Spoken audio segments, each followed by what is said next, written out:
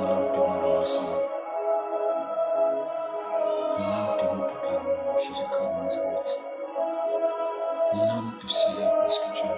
Mon âme te célèbre parce que tu es puissant. Mon âme te célèbre parce que tu es digne de recevoir la gloire, Seigneur. Tu es digne de recevoir la louange. Tu es digne de recevoir l'adoration, Saint-Esprit.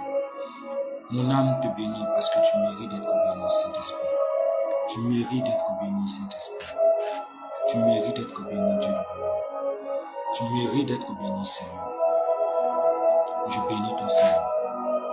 Je bénis ta fidélité. Je bénis ta grandeur. Pour ce tout que tu permets. Pour tout ce que tu permets, Saint-Esprit. Pour ta grâce dans ma vie. Pour ta fidélité dans ma vie, Seigneur. Je te bénis parce que tu fais de grandes choses. Pour mon frère, pour ma soeur. Je te bénis parce que tu fais de grandes choses. Pour chacun de nous, Seigneur. Je te loue. Je t'adore. Je te magnifie. Je te glorifie, Seigneur Jésus. Béni sois-tu, Saint-Esprit. Béni sois-tu. Béni sois-tu, mon Dieu. Béni sois-tu, Seigneur des Seigneurs. Béni sois-tu, Esprit de Dieu. Dieu Tout-Puissant. Merci, Seigneur Jésus. Merci. Bien-aimés, que le Seigneur vous bénisse et que la grâce du Seigneur Jésus-Christ demeure dans votre vie et dans la mienne également. Ce soir, comme je l'avais dit, le rendez-vous était fixé pour 15h, 15h30 et par la grâce du Seigneur, nous sommes dans le temps. Ce soir, nous allons passer un temps dans l'enseignement et après l'enseignement, nous allons passer encore un autre temps dans la prière. Aujourd'hui, je veux qu'on parle d'un sujet qui est très important. Vraiment important. Vraiment important. C'est la raison pour laquelle je vais vous demander, si vous êtes là, de partager ce direct, s'il vous plaît. Parce qu'aujourd'hui, on va parler de quelque chose que plusieurs ne parlent pas. On va parler de quelque chose qui est vraiment important. Quelque chose qui est vraiment important. Et très rapidement, nous allons prendre nos Bibles. Voilà, dans le livre de Matthieu. Matthieu, le chapitre 1. Nous allons voir la généalogie de Jésus-Christ. C'est-à-dire, pourquoi est-ce que il ne faut pas adorer Marie? Et pourquoi est-ce que c'est Jésus-Christ qu'il faut adorer? Parce que c'est très important. C'est très important. C'est très important. Parce que si tu ne sais pas pourquoi on te demande de ne pas adorer Marie, tu vas croire que nous sommes là dans le but, comme on appelle, de dénigrer une église ou une communauté quelconque. Or, tel n'est pas le cas. Voilà, tel n'est pas le cas. Tel n'est pas le cas. Tel n'est pas le cas. Nous ne sommes pas là pour dénigrer une communauté, pour dénigrer une église. Nous allons prendre Matthieu le chapitre 1. Voilà, et nous allons lire la généalogie de Jésus-Christ. Nous n'allons pas tout lire. Voilà, pour pouvoir comprendre. Je lis. Matthieu chapitre 1, à partir du verset 1, il est écrit. Généalogie de Jésus-Christ, fils de David, fils d'Abraham. Abraham engendra Isaac. Isaac engendra Jacob. Jacob engendra Judas et ses frères. Judas engendra de Tamar, Pharez et Zara. Pharez engendra Esrom. Esrom engendra Aram. Aram engendra Aminadab. Aminadab engendra Nasson. Nasson engendra Salmon. Salmon engendra Boaz de Rahab. Boaz engendra Obed de Ruth. Obed engendra Isaïe. Isaïe engendra David. Le roi David engendra Salomon, de la femme d'Uri. Salomon engendra Roboam. Roboam engendra Abia. Abia engendra Asa. Asa engendra Josaphat. Josaphat engendra Joram. Joram engendra Ozias. Ozias engendra Joatam. Joatam engendra Akaz. Akaz engendra Ézéchias. Ézéchias engendra Manassé. Manassé engendra Amon. Amon engendra Josias. Josias engendra Jéconias et ses frères au temps de la déportation à Babylone. Après la déportation à Babylone, Jéconias engendra Salathiel. Salathiel engendra Zorobabel. Zorobabel engendra Abioud. Abioud engendra Eliakim. Eliakim engendra Azor. Azor engendra Sadok. Sadok engendra Hakim. Hakim engendra Eliud. Eliud engendra Éléazar. Éléazar engendra Matan. Matan engendra Jacob. Jacob engendra Joseph, l'époux de Marie, de laquelle est né Jésus, qui est appelé Christ. Nous allons voir ici que il n'y a pas un seul nom d'une femme qui a été mentionné ici. Depuis la lignée, c'est-à-dire depuis le temps d'Abraham jusqu'à arriver à Jacob, jusqu'à Joseph, l'époux de Marie, il n'y a pas le nom d'une seule femme qui a été cité. Alors, on va maintenant se poser la question, pourquoi? Pourquoi est-ce qu'il n'y a pas le nom d'une femme qui a été cité? Parce que, tout simplement, la généalogie est prise au niveau des hommes. Parce que, comme la parole de Dieu le déclare, l'homme est le chef de la femme. Et comme l'homme est le chef de la femme, on ne peut pas prendre la généalogie au niveau de la femme. On prendra la généalogie au niveau de l'homme. Et nous allons voir que, regardez ici, le verset 1, il est dit, généalogie de Jésus-Christ, fils de David, fils d'Abraham.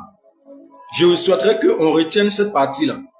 Généalogie de Jésus-Christ, fils de David, fils d'Abraham. Nous tous on sait que ce n'est pas David qui a engendré Jésus-Christ. Et nous tous on sait que ce n'est pas Abraham qui a engendré Jésus-Christ. Mais pourquoi la Bible dit que Jésus-Christ est le fils de David et Jésus-Christ est le fils d'Abraham? Tout simplement parce que il y a eu des promesses qui ont été faites à Abraham et il y a eu des promesses qui ont été faites à David. Parce que le règne de David, sur le niveau spirituel, est éternel. Mais qui doit rendre le règne de David éternel? C'est Jésus-Christ, le roi des rois, le Seigneur des seigneurs. Et par qui devait naître le Messie? C'est par la généalogie qui a été lue tout à l'heure. C'est-à-dire qu'il fallait que Abraham engendre jusqu'à ce que ça arrive sur Jésus-Christ. Quand vous allez lire la Bible, vous allez vous en rendre compte qu'en réalité, la Bible porte beaucoup plus attention sur les hommes. C'est pourquoi partout vous allez lire la généalogie, on parle toujours des hommes. On parle toujours des hommes au niveau de la généalogie. Parce que c'est quelque chose qui est très important. C'est très important. Regardez. Vous-même regardez. S'il fallait adorer Marie, ça dit s'il fallait que l'on adore Marie, je pense que la Bible, par la grâce de Dieu, allait permettre que on puisse voir le nom de Marie dans la généalogie. Marie ne fait pas partie de la généalogie de Jésus-Christ. Marie ne fait pas partie de la généalogie de Jésus-Christ. Celui qui fait partie de la généalogie de Jésus-Christ, c'est Joseph.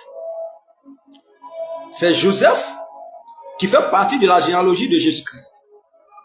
En réalité, ce n'est pas à cause de Marie qu'elle a porté Jésus. Non. Ce n'est pas à cause de Marie. Ce n'est pas parce que Marie était tellement parfaite, était tellement sainte, était tellement agréable à Dieu. C'est pas à cause de ça que Jésus est né par elle. Non. Jésus est né par elle tout simplement. Pourquoi?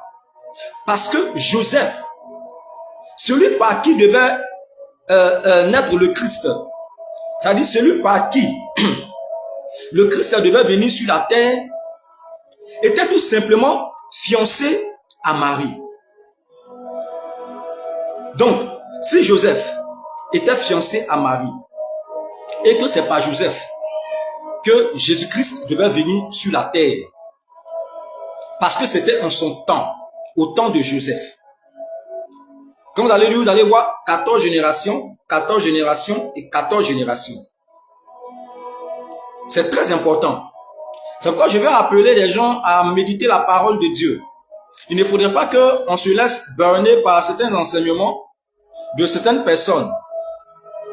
Voilà. Donc en réalité, c'est à cause de Jésus-Christ, sinon c'est à cause de Joseph, que Jésus-Christ est né par Marie. Ce n'est pas à cause de la piété de Marie. Ce n'est pas à cause de la piété de Marie. C'est pourquoi, quand vous allez bien méditer la parole de Dieu, vous allez vous en rendre compte que, en réalité, Jésus-Christ, ça dit que la promesse avait déjà été faite il y a très longtemps de cela. Et c'est une vierge qui devait porter Jésus-Christ. Mais lorsque la promesse a été faite, la Bible n'a pas dit que Marie va porter un enfant. La Bible dit que la vierge sera enceinte. La vierge sera enceinte. Pourquoi? Parce que, en réalité, en Israël, en ce temps-là, on ne prenait pas les femmes qui connaissaient déjà des hommes. C'est-à-dire que quand tu crains Dieu, tu ne peux pas marier une femme qui a déjà connu un homme. Autant, dans le temps, il fallait que celui qui craint Dieu marie une vierge. C'est pourquoi la Bible dit que la vierge sera enceinte, parce que Joseph, étant la postérité, comme on appelle, de David, ça veut dire que Joseph faisant partie de la lignée de David, il fallait que Joseph puisse marier une femme qui est vierge. Et c'était comme ça en Israël. C'est pourquoi quand vous allez lire la parole de Dieu, vous allez voir que la Bible dit que si un homme a eu à coucher avec une vierge, qu'il paye sa dot. Parce que en ce temps, quand tu couches avec une vierge, automatiquement, tu devais payer sa dot. Automatiquement, elle devenait ta femme. Ce n'est pas comme aujourd'hui où tu peux coucher avec n'importe qui et puis ça ne va pas quelque part. Non, non, non, non. Ça n'a rien à voir. Dans le temps, les hommes pieux devaient marier des vierges. Et comme Joseph, qui a été le père adoptif de Jésus, était un homme pieux, était un homme qui craignait Dieu, vous allez voir que quand on va méditer, vous allez voir que la Bible dit que Joseph était un homme de bien et il ne voulait pas diffamer Marie. Parce que il a vu que Marie était enceinte, donc il ne voulait pas la diffamer. C'est-à-dire, il ne voulait pas gâter son nom, il ne voulait pas la salir. Parce que c'est un homme qui est pieux, c'est un homme qui craint Dieu, c'est un homme qui aime Dieu. Donc, du coup, il va se proposer de rompre secrètement avec elle. Mais pourquoi? Parce que lui, Joseph, il ne se voit pas en train de marier une femme qui a couché avec un homme. Parce que lui, il est pieux. Et selon la tradition juive, Joseph devait marier une femme vierge. Donc, pour dire quoi? Pour dire qu'en réalité, celui qui est plus considéré, plus important dans cette histoire, en réalité, ce n'est pas Marie, mais c'est plutôt Joseph. C'est-à-dire que s'il fallait adorer quelqu'un entre le père adoptif de Jésus ou Marie, en réalité, c'est Joseph qu'il fallait adorer, ce n'est pas Marie, parce que Marie ne fait pas partie de la généalogie de Jésus-Christ. C'est la raison pour laquelle on va parler maintenant d'idolâtrie. On va parler maintenant d'idolâtrie. L'idolâtrie. Quand on parle de l'idolâtrie, les gens pensent que quand on parle de l'idolâtrie, on parle forcément des personnes qui vont chez les féticheurs, des personnes qui vont chez les marabouts. Non, non, non, pas forcément ça. Mais le seul fait même d'adorer quelqu'un qui a déjà vécu sur la terre en tant qu'humain, qui n'est pas Dieu, qui a vécu dans le péché, comme toi et moi, le seul fait d'adorer cette personne-là, ça fait de toi un idolâtre. Ça fait de toi une personne idolâtre. Lorsque nous lisons la Bible dit, Jésus appelait Marie femme. Il ne l'appelait pas maman. Parce qu'elle était pécheresse. Et lui, il était saint. Sinon, il est saint. Il appelait femme. Il faudrait qu'on comprenne bien la parole de Dieu. Il faudrait qu'on comprenne bien les Écritures. Afin que nous sachions qui est-ce que réellement nous devons adorer. Est-ce que nous devons adorer Marie ou est-ce que nous devons adorer Jésus? Les gens disent que on doit adorer Marie parce que Marie, c'est la maman de Jésus. Et il appelle Vierge Marie. Je vais vous poser une question. Est-ce que quelqu'un qui a porté des enfants, qui a accouché des enfants, plusieurs enfants, est-ce que cette personne peut être encore appelée vierge? Non, c'est pas possible. Puisque la Bible dit que Jésus a eu des frères. Et si Jésus a eu des frères, ce qui veut dire que elle n'est plus vierge. Ce qui veut dire qu'elle n'est plus vierge. Elle n'est plus vierge. C'est la raison pour laquelle nous devons rester concentrés. Quand tu es un serviteur de Dieu, quand tu es une servante de Dieu, quand tu es un enfant de Dieu, tu ne dois pas te laisser emporter par tout vent de doctrine. Parce que ce n'est pas tout enseignement qui sauve. Il faudrait que tu restes concentré, il faudrait que tu restes disposé, il faudrait que tu fasses des recherches, que tu cherches à comprendre qu'est-ce qui ne va pas au juste. Puisque Dieu lui-même, il a dit que c'est lui seul qu'on doit adorer. Mais si c'est lui seul Dieu qu'on doit adorer, pourquoi les gens, sinon les hommes, les humains, se mettent à adorer des personnes qu'ils appellent Saint Joseph, Saint Marie, Saint Michel, Saint Jacob? Non, on ne peut pas adorer ces personnes, c'est pas possible. C'est de l'idolâtrie. C'est de l'idolâtrie. C'est de l'idolâtrie. Sinon on pouvait adorer Abraham, puisque Abraham a permis à la lignée d'exister par la grâce de Dieu. On pouvait adorer Abraham. On pouvait adorer David. On pouvait adorer Salomon. Pourquoi pas? Et aller laisser ceux qui sont de la généalogie de Jésus-Christ et aller maintenant adorer Marie. Je veux dire à quelqu'un de se ressaisir. Nous ne sommes pas en train de dénigrer, mais nous sommes en train de mettre les Écritures devant chacun. Si tu as mal d'entendre ça, c'est normal. C'est parce que tu ne médites pas ta parole, la parole de Dieu. Si tu as mal d'entendre ça, c'est normal. C'est parce que tu ne médites pas la parole. Parce que si tu méditais la parole de Dieu, tu allais savoir que la Bible même ne donne même pas trop de détails sur le vécu de Marie, c'est-à-dire que la famille de Marie, la famille biologique de Marie. Parce que celui qui est important ici, ce n'est pas Marie. Celui qui est important ici, c'est Jésus-Christ. Et c'est sa lignée qu'on explique. C'est la lignée de Jésus-Christ qu'on raconte là. Pour dire que c'est Jésus-Christ qui est important. On ne raconte pas la généalogie de Marie. Mais cependant, on raconte la généalogie de Joseph. Je ne sais pas si on se comprend. Ça veut dire qu'on ne raconte pas la généalogie de Marie parce que ce n'est pas important. Mais on raconte la généalogie de Joseph parce que c'est important. Parce que c'est par Joseph que doit passer le Christ. Regardez, dans le verset 18, il a dit quoi? Voici de quelle manière arriva la naissance de Jésus-Christ.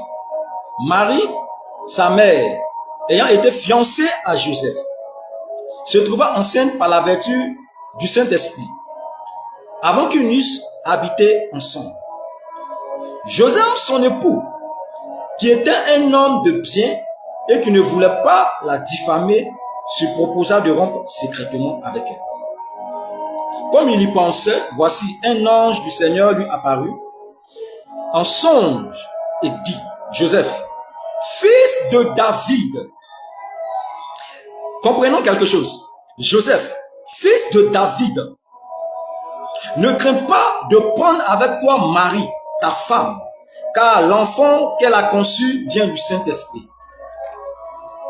Joseph, fils de David. Au fait, c'est important de comprendre. Regardez, verset 1, on dit, généalogie de Jésus-Christ, fils de David, fils d'Abraham. Et ici, on dit Joseph, fils de David. Le Christ devait naître par la lignée de qui? Voici la question qu'il faut se poser.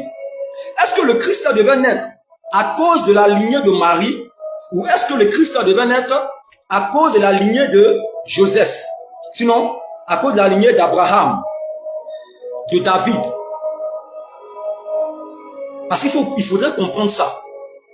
Parce que si tu comprends, tu verras que en réalité, tu ne dois pas adorer Marie.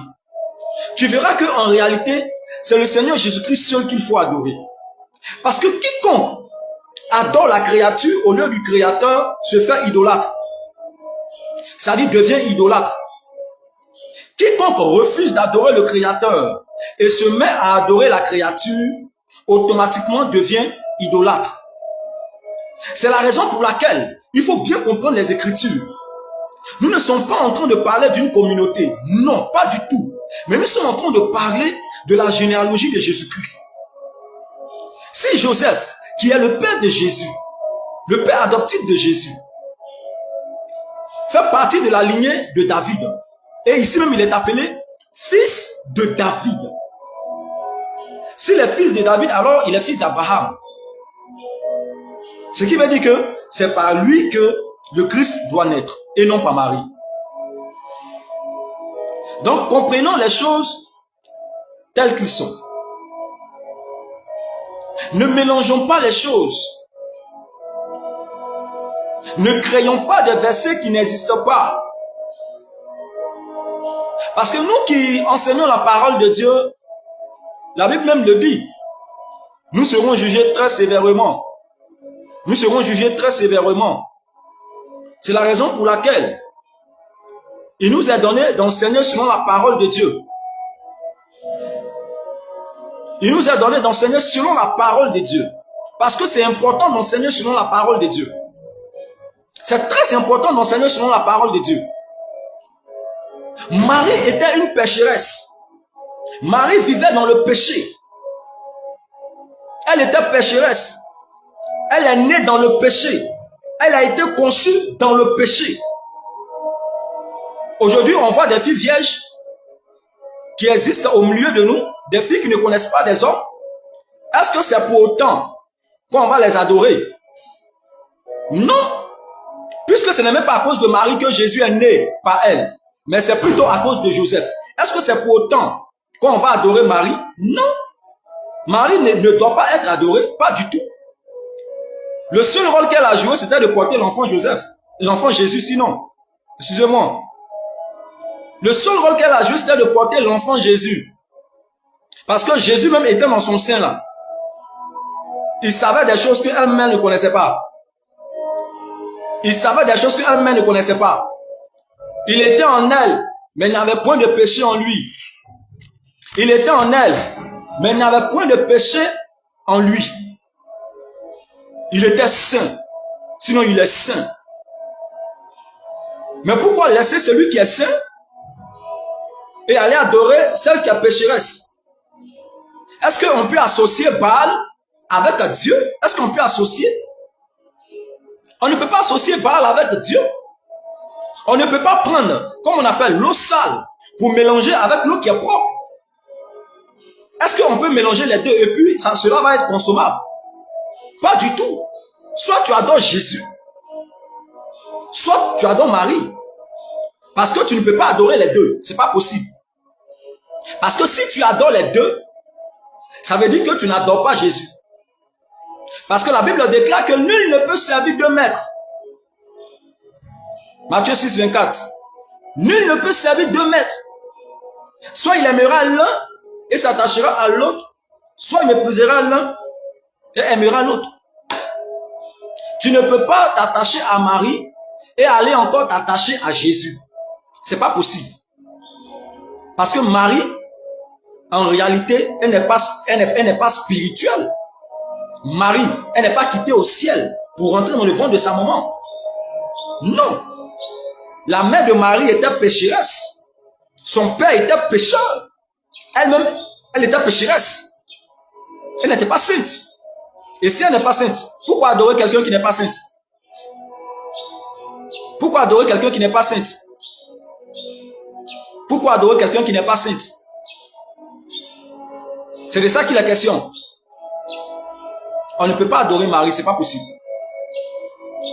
Donc il faudrait que chacun de nous prenne conscience pour dire que c'est le Seigneur Jésus-Christ qui est mort à la croix. Marie n'est pas morte à la croix. Les gens disent que c'est Marie, ce sont eux qui ont découvert que Jésus a été ressuscité. Ça a quoi à voir avec l'adoration de Jésus? Qui vous a dit que c'était les hommes qui devaient aller nettoyer la tombe? Ce n'est pas les hommes qui doivent aller nettoyer la tombe. Non, c'est les femmes qui doivent nettoyer la tombe. Ce qui faisait que tous les matins, elles allaient là-bas. Ce qui fait que tous les matins, là, elles allaient là-bas. Mais comment tu es étonné que ce soit Marie qui découvre que Jésus a été ressuscité? Normalement, tu ne dois pas t'étonner parce que ce sont les femmes qui doivent nettoyer là-bas. Ce n'est pas les hommes qui doivent nettoyer là-bas. Chacun joue son rôle. Donc, ce n'est pas parce que elles ont découvert que Jésus est ressuscité que ça veut dire que on doit l'adorer. Non, détrompons-nous. Détrompons-nous. Détrompons-nous, détrompons-nous. Ça, c'est de l'idolâtrie profonde même. Ça, c'est l'idolâtrie. Et quiconque vit dans l'idolâtrie ira à la perdition. Ça, c'est clair. Tu vis dans l'idolâtrie, tu iras à la perdition. Tu vis dans l'idolâtrie, là. C'est la perdition qui t'attend. Ça, c'est clair. Tu adores Marie, tu iras à la perdition. C'est comme Marie est égale au fétiche que tu as à la maison. C'est-à-dire la statuette que tu as chez toi à la maison, tu appelles ça Marie. C'est égal au fétiche du féticheur. C'est égal au cori du marabout. C'est égal au masque du village. C'est la même chose. Il n'y a rien de différence. C'est la même chose. Donc, si tu adores Marie, c'est que tu adores les fétiches. Si tu adores Marie, c'est que tu adores masque. Et quiconque adore les masques ne peut pas être sauvé. Quiconque adore les masques ne peut pas avoir le salut. Quiconque adore les masques ne peut pas avoir la vie éternelle. C'est pas possible. C'est pas possible. Tu ne peux pas adorer les masques et avoir le salut. C'est pas possible. Comme la Bible dit, celui qui met la main à la charrue et regarde derrière, il n'est pas digne d'entrer dans le royaume des cieux. Tu ne peux pas dire que tu suis Jésus. Tu as un pied avec Jésus et tu as un pied avec Marie. Comment ça? Comment ça? Marie n'est pas morte à la croix. Et Marie même là, c'est grâce à la crucifixion de Jésus qu'elle a pu être sauvée. Parce que parmi les pécheurs du monde, là, elle aussi elle est dedans. Parmi les pécheresses, là, elle aussi elle est comptée dedans. Donc en réalité, c'est la résurrection du Seigneur Jésus-Christ qui permet à Marie d'avoir le salut. La crucifixion du Seigneur Jésus, là, c'est ce qui permet à Marie d'avoir le salut. Sinon, Marie n'avait pas le salut comme toi. Marie n'avait pas le salut comme moi. Marie était pécheresse et si elle mourait dans son péché, elle allait aller certainement en enfer, comme toi, comme moi. Mais si aujourd'hui Marie fait partie des élus, c'est tout simplement parce que Jésus est mort à la croix. C'est tout simplement parce qu'elle aussi, elle a suivi Jésus. Ce n'est pas Jésus qui l'a suivi, c'est plutôt elle qui a suivi Jésus. Ce n'est pas Jésus qui a suivi Joseph, bien même que Jésus est né devant eux. Mais c'est plutôt eux qui ont suivi Jésus. C'est pourquoi il faut bien comprendre la parole de Dieu. Jésus n'a pas suivi Joseph. C'est Joseph qui a suivi Jésus. Pour que lui, Joseph, son âme soit sauvée. C'est pas Jésus qui a suivi Marie. C'est plutôt Marie qui a suivi Jésus pour qu'elle aussi, son âme soit sauvée. Pourquoi quelqu'un qui a suivi Jésus, toi, tu t'en vas la suivre? Tu t'en vas suivre quelqu'un qui a suivi Jésus pour que toi, ton âme soit sauvée. Pourtant, la personne même n'a même pas le pouvoir de te donner le salut. La personne n'a même pas le pouvoir de t'exaucer en quoi que ce soit. Sa seule grâce, c'est qu'elle a porté Jésus dans son sein, dans son ventre. Sinon, à part ça, elle est pareille que nous tous. Pareille que nous tous. Pareil que nous tous. De la même manière qu'aujourd'hui, tu es en train de prier, tu es en train de chercher Dieu. C'est comme ça Marie aussi cherchait Dieu. De la même manière que toi, tu es en train de pleurer aujourd'hui, en train de chercher Dieu là. C'est comme ça Marie aussi cherchait Dieu.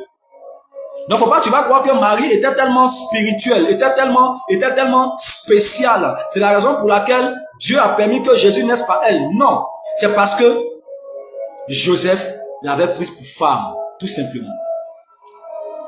Si la fiancée de Jésus s'appelait Maïmouna, alors aujourd'hui, on allait dire Sainte Maïmouna.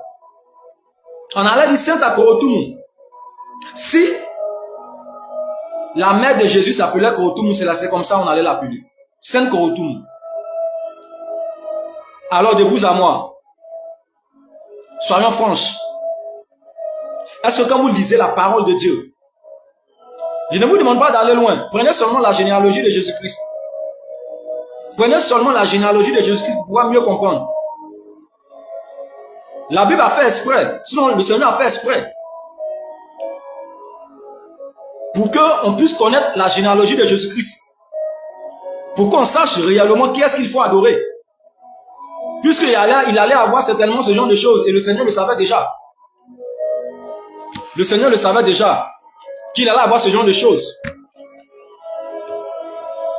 Le Seigneur le savait déjà. C'est qu'il avait déjà tout organisé. Il avait déjà tout organisé. Tout était déjà organisé. Faisons beaucoup attention à notre manière d'adorer Dieu. Faisons beaucoup attention. Il y a des personnes qui ont des chapelets, qui ont des croix au cou, tout ça. Est-ce que Jésus est toujours sur la croix? Bon, si Jésus n'est plus sur la croix, est-ce que la croix là c'est pour Jésus? La croix là, ce n'est pas pour Jésus. Dans les temps passés, en Israël, les personnes qui devaient mourir avec une grande honte, dans l'opprobre, on devait les tuer à la croix. On devait les crucifier. Parce que c'était en ce temps-là la plus grande honte qu'un homme doit subir. Mais maintenant que Jésus est ressuscité, tu fais quoi avec la croix? À ton poignet, tu fais quoi avec la croix? Tu fais quoi avec la croix à ton cou? La croix, ça signifie quoi? Ça signifie quoi la croix? Le Seigneur n'est plus à la croix. Il n'est plus sur la croix. Il est ressuscité. Il n'est plus sur la croix. Parce que la croix que tu mets là, il faudrait que tu comprennes que il y a aussi des apôtres qui ont été crucifiés aussi. Et il faudrait que tu comprennes ça. Il y a aussi des brigands qui ont été crucifiés. Il faudrait que tu comprennes ça. La même croix là, il y a plusieurs qui ont été crucifiés sur des croix. Donc la croix que tu es en train de porter, il faudrait que tu saches c'est croix de qui? Parce que c'est pas croix du Seigneur Jésus là. Parce que tu ne peux pas porter ça. C'est pas possible. Tu ne peux pas porter ça. Comme le Seigneur a dit, quiconque ne porte pas sa croix, il me suit. Non, c'est pas de ça il parle. C'est pas ça. C'est pas croix que tu mets sur ton cou là, c'est pas ça. C'est pas croix que tu mets à ton poignet là, c'est pas ça. Non. Ou bien les bagues avec les croix que tu mets sur toi. Non, c'est pas ça, ça n'a rien à voir. Il s'agit d'affronter la vie. Il s'agit d'affronter la réalité. Il s'agit d'affronter la vie chrétienne. Il s'agit d'affronter la persécution. Ta croix, c'est la persécution. Il faudrait que tu comprennes ça. Quand il parle de la croix, il ne parle pas de la croix en bois qu'ils ont mis sur lui. Ce n'est pas de ça qu'il parle. Il parle plutôt de la grande persécution qu'il a subie. C'est de ça qu'il est question. Parce que toi aussi, tu seras persécuté. Toi aussi, les gens vont t'insulter.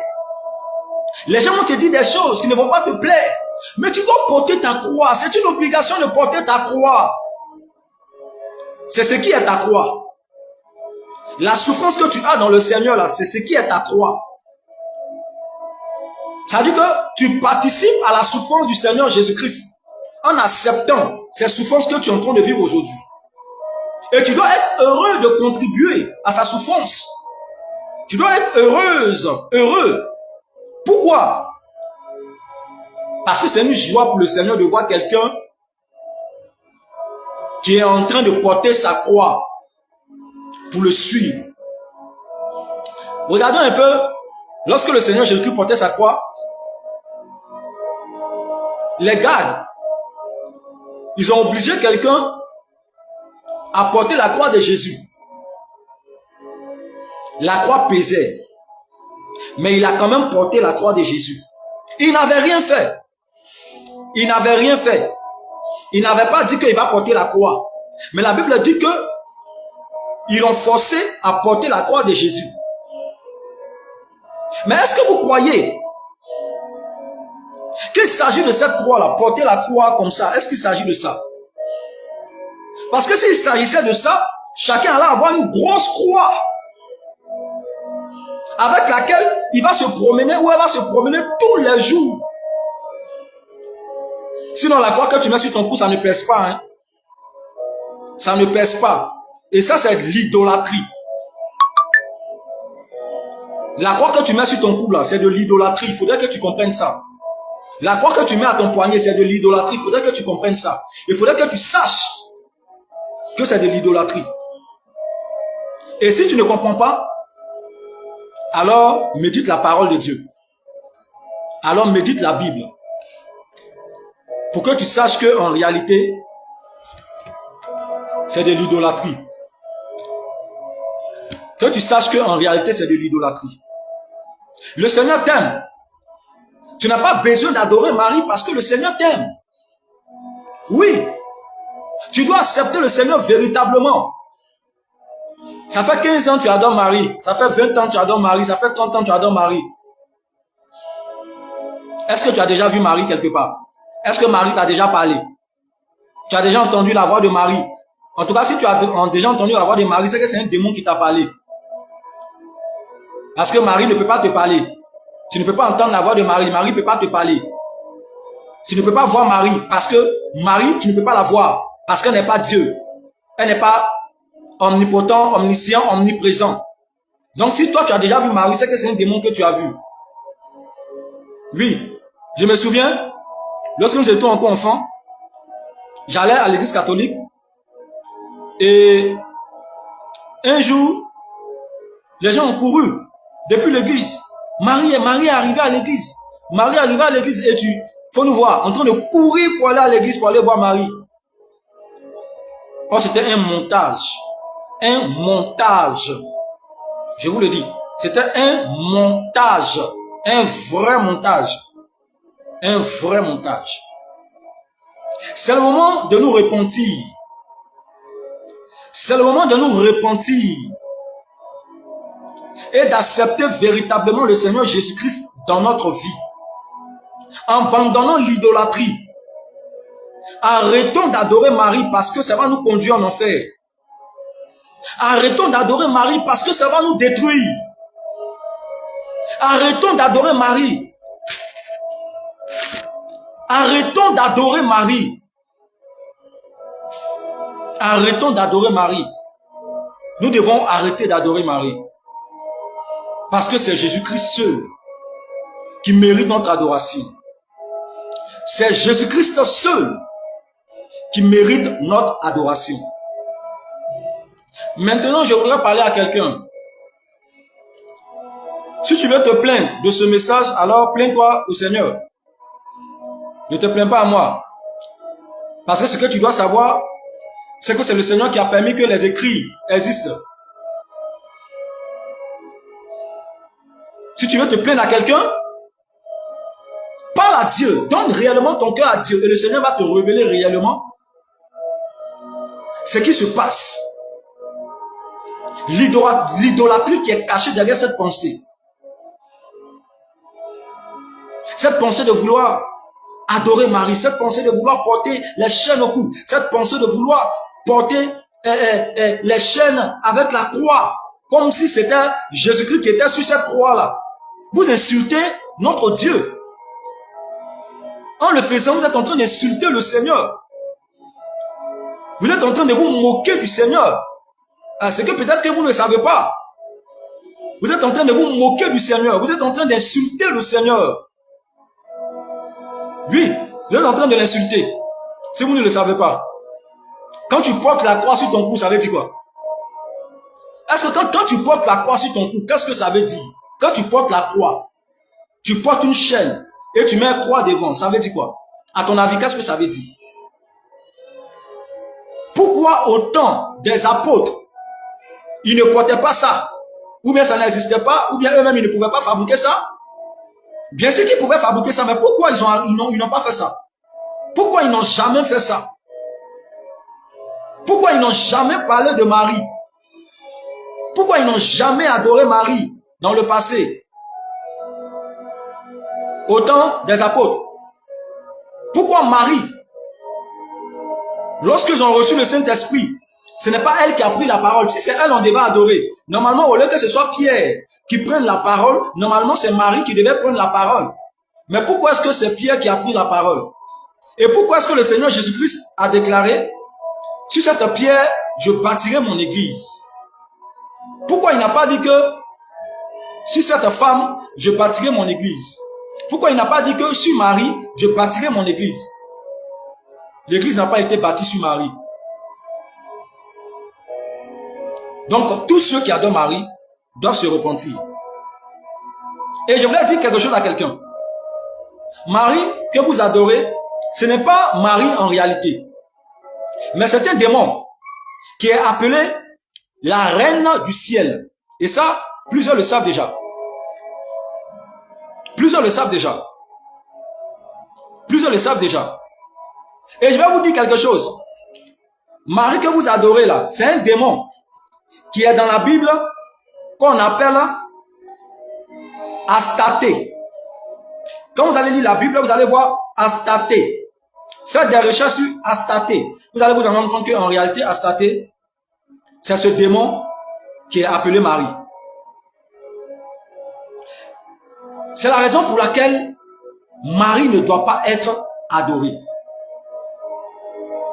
Marie ne doit pas être adorée. Retenez ceci. Je sais que plusieurs qui vont écouter ce direct vont dire du n'importe quoi. Peut-être même lancer des injures et tout ça. Mais, ce que je peux vous demander ce soir, c'est de chercher réellement le Seigneur du plus profond de votre cœur. C'est de demander au Seigneur de vous parler réellement, de vous parler à l'intérieur de vous, qu'il vous parle. Parce que si tu adores Marie, c'est que tu adores Astarté. Oui, si tu adores Marie, laisse-moi te dire, en réalité, c'est Astarté que tu adores. La déesse de l'amour, là, c'est elle que tu adores. La déesse de la fertilité, c'est elle que tu adores. Parce que c'est elle qui est Astarté. L'image qu'on vous montre, en réalité, ce n'est pas Marie, mais c'est Astarté. Parce qu'en réalité, Marie ne peut pas être adorée. Marie ne peut pas être vénérée. On ne peut pas vénérer Marie. On ne peut pas adorer Marie. Oui, je vous le dis.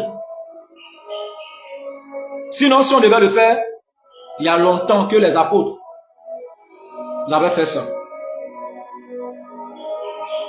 Si on devait le faire, vous allez voir que ils vont vous parler du livre de Marie. Des choses que plusieurs ont inventées. Des choses que plusieurs ont inventées. Faisons beaucoup attention. Le Seigneur ne nous appelle pas à l'idolâtrie, mais il nous appelle à porter notre croix et à le suivre. Il nous appelle à accepter la souffrance. Il nous appelle à accepter la persécution et à le suivre. Même quand ça fait mal, on ne doit pas arrêter de suivre le Seigneur. Même quand ça fait mal, on ne doit pas arrêter de pratiquer la parole de Dieu. Même quand ça fait mal, on ne doit pas arrêter de parler à Dieu. Pas à Marie, mais à Jésus-Christ.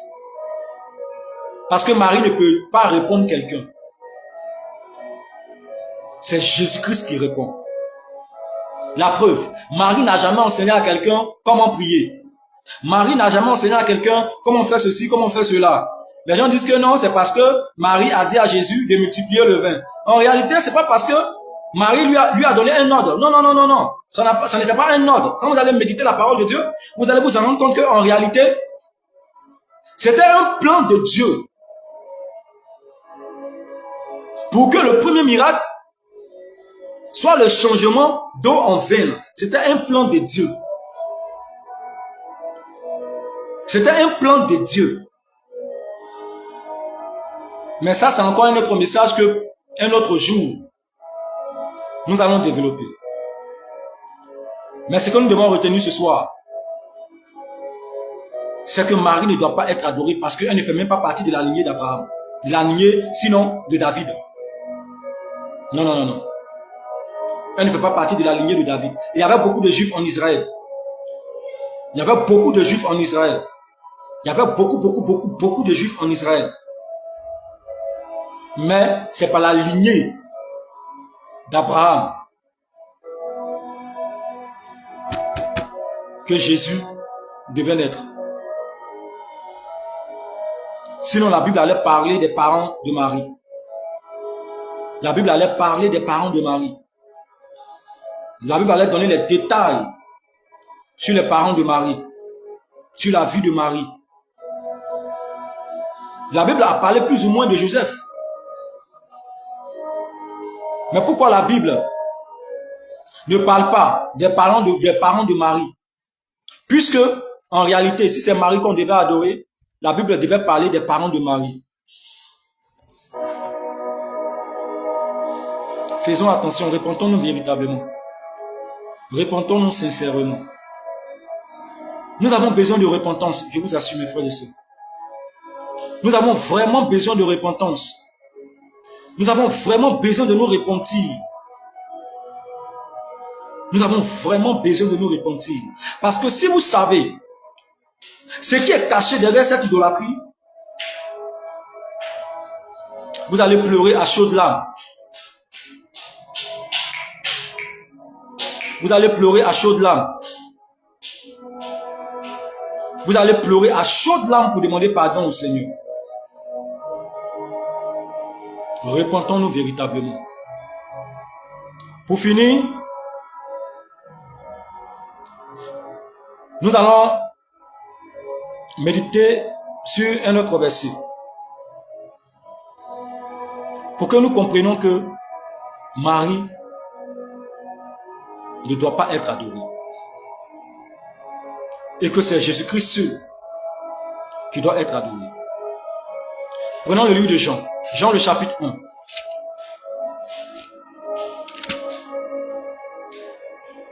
Jean le chapitre 1.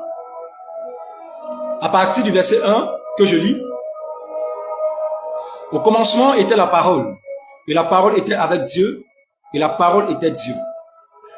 Elle était au commencement avec Dieu. Toutes choses ont été faites par elle.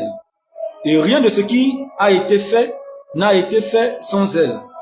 En elle était la vie, et la vie était la lumière des hommes. La lumière luit dans les ténèbres, et les ténèbres ne l'ont point reçue. Il y eut un homme envoyé de Dieu, son nom était Jean. Il vint pour servir de témoin, pour rendre témoignage à la lumière, afin que tous crussent par lui. Il n'était pas la lumière, mais il parut pour rendre témoignage à la lumière. Cette lumière était la véritable lumière qui, en venant dans le monde, éclaire tout homme. Verset 10. Elle était dans le monde, et le monde a été fait par elle, et le monde ne l'a point connue. Elle est venue chez les siens, et les siens ne l'ont point reçue. Mais à tous ceux qui l'ont reçue, à ceux qui croient en son nom, elle a donné le pouvoir de devenir enfants de Dieu, lesquels sont nés, non du sang, ni de la volonté de la chair, ni de la volonté de l'homme, mais de Dieu. Et la parole a été faite chair, et elle a habité parmi nous pleine de grâce et de vérité.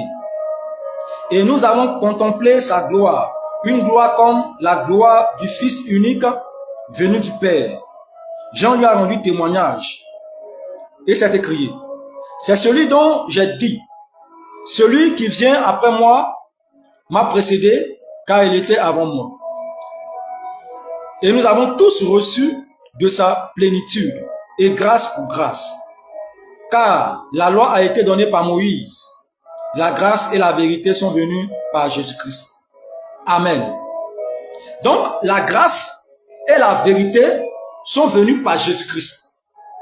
La grâce et la vérité ne sont pas venues par Marie, ne sont pas venues par Joseph, ne sont pas venues par Abraham, ne sont pas venues par David.